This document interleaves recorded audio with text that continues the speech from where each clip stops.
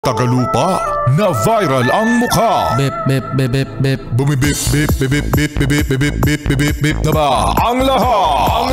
Martian. Enrico Pañero. Bip bip bip bip bip. Bip bip bip bip bip bip bip.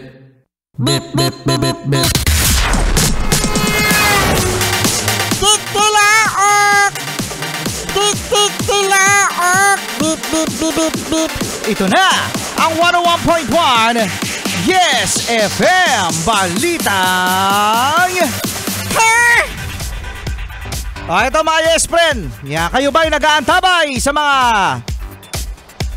susunod na survey sa performance ni PBBM at saka ni VP Sara? Hinihingal pa ako. Bakit kayo hinihingal dito, Pañero? Kasi ako yung nagpalit ng water dispenser. Ikaw yung nagpalit ng water dispenser? Pag dinig ko, tayo na, Martian. Oo, teka. So eto na nga mga Yes Friend, etong si PBBM ay bumaba ang trust rating. Naging negative? Hindi. Hindi negative, bumaba lang naman. Oo, no? From 48% noong June, ngayon ay naging 43% na laang. Yun. Ay, mataas pa din. Oo, mataas pa din. BBM pa rin. BBM pa rin, charot. Okay na, sana may charot ka pa eh. At si VP Sara naman mga Yes Friend, mula 61% noong June 2025, ang approval rate niya ay bumaba din. Bumaba din? Ilan? 53%. Yan. So, ayun nga mga Yes Friend, ito ay ginawa nung kailan lang. Nitong September 2025. Ayon yan sa Social Weather Station's SWS survey. So, kayo mga Yes Friend, kamusta inyong survey? Yan, si PBBM. Siyempre mataas! Charot! Charot! Charotera ka din no?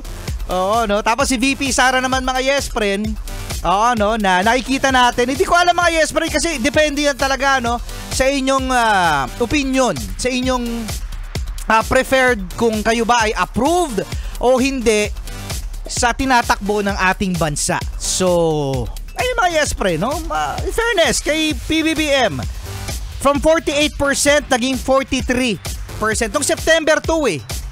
So, nung September, October, oo nga, recently lang to. Totoo ba yan? Yun rin sabi na survey eh. Saan nag-survey? Yun, saan nag-survey. Pero kung titignan mo mga Yes Friend, ang mga opinion ng mga taong bayan, it's still a mix. Halo-halo pa rin yan mga Yes Friend. At isa pa rin yung malaking debate. Kasi nasabi nga ng Malacanang na nagtratrabaho lang talaga ang Pangulo at wala siyang pakialam sa mga numbers sa survey. Trabaho lang. Diba? Trabaho lang talaga. Trabaho lang. No? Dapat maramdaman. May nararamdaman ako. Uy! May nararamdaman ka, Martian? Meron!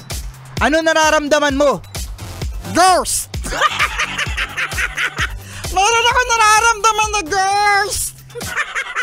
May nararamdaman kang multo? Meron! Ghost Project! Multong-multo pala nararamdaman, yan mga Yes Friend. Abangan natin ang susunod na survey, ha?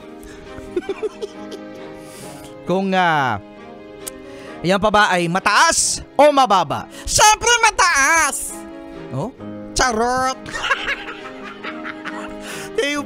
Kasama nyo pa rin Rico Pañero at Martian the Cute! Rico Pañero, may sasabihin ako sa'yo. Sabihin mo sa akin. Ang cute-cute ko talaga! Grabe!